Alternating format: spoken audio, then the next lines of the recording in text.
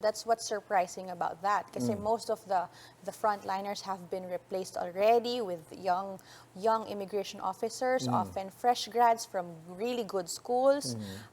We have implemented technology improvements to make sure that these things do not happen. CCTVs, automation, just to lessen the person-to-person contact. Yeah. And then we have relieved a lot of officers and personnel. For the past administration, we have dismissed and suspended more than 70 personnel. So 70 out of how many, Dana? out of one for all the immigration employees, it's around 1,900. Okay, so 70 is a lot of It people. is. And for the airports, it is. It is a lot. It is a big number. Most of the 70 are from the airports? A lot of them, yes. Okay, Yes. okay.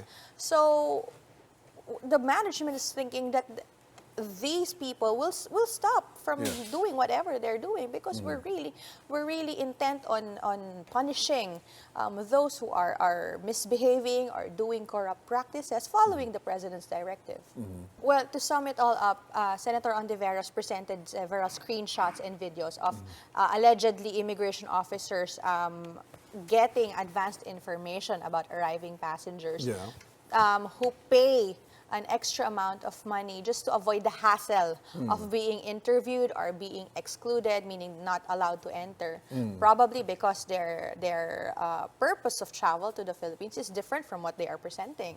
So she presented videos and Viber screenshots and several photos that were really worrisome because looking at the video itself, it does not follow standard operating procedure of passengers being interviewed by the primary inspection counter and the secondary inspection counters. Yeah.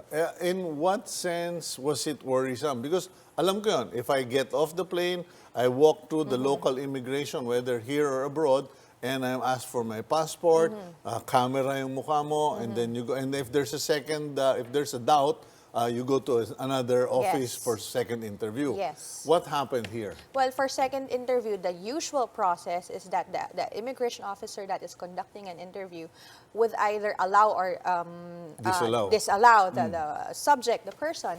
If they allow it, they would sign a document saying that they are allowing the person for these grounds. If they don't allow it, they also sign a document saying that they're not being allowed because of these grounds. But And turn back ka. Yes, and turn back, and then they are turned over to the airline. But in the video, in particular, the officer was looking at his cell phone and reading through the names and checking the names if they match the one that is being presented to him. So that in itself is already against the SOP because number one, cell phones and other personal things are not allowed in workstations, and this is not a new rule.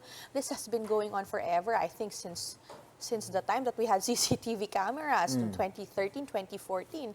Bawal ang may cellphone o mag-cellphone inside the offices of the immigration at NAIA. Yes, not just in NAIA, but all airports. So, not just cell phones, but other personal gadgets or personal things. Yeah. Bawal talaga. Okay. So, you're supposed to go there with your stamp, with your pen, and yourself. That's it. No other thing. So, that in itself is already a violation of the SOP. No, okay. So, now the video showed the agent going through his cell phone.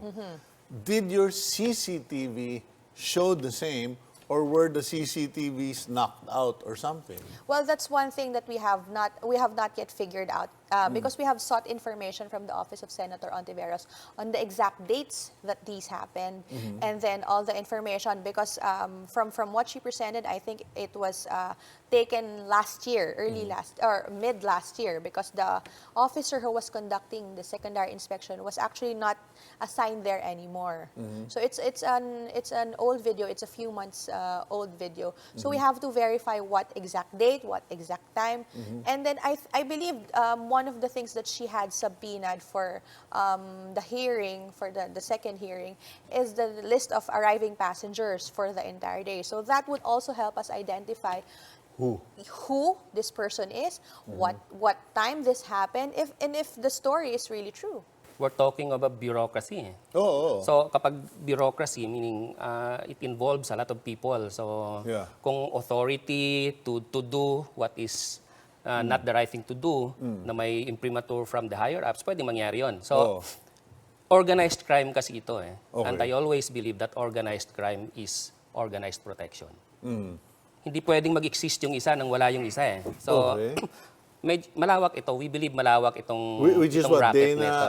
and the BI suspect na we need to go after the people outside of BI. Yes. Oo. And nabanggit naman yan dun sa hearing. In fact, escorting is never new. Hindi naman bago yan. Dati Oo, matagal na yung araw-araw problema meron ng yan escort. dun. Iba-iba lang yung style. Iba-iba. Hindi, tsaka Yung iba-ibang may palabas, may agency. papasok. Di ba? Oo. May ganung klase. So, hindi yan bago. Oo. So, kahit bago yung mga mukha, no, if the system remains, no, kasi racket nga eh. Corruption nga eh.